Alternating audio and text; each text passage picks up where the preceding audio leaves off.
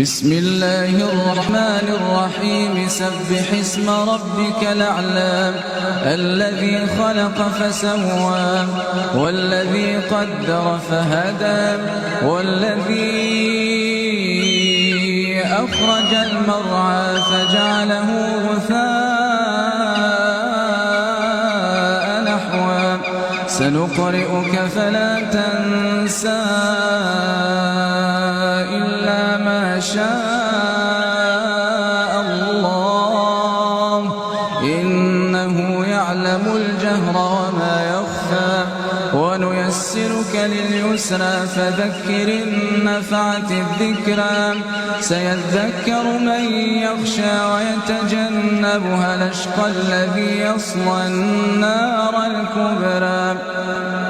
ثم لا يموت فيها ولا يحيا قد أفلح من تزكى وذكر اسم ربه فصلى بل تؤثرون الحياة الدنيا والآخرة خير وأبقى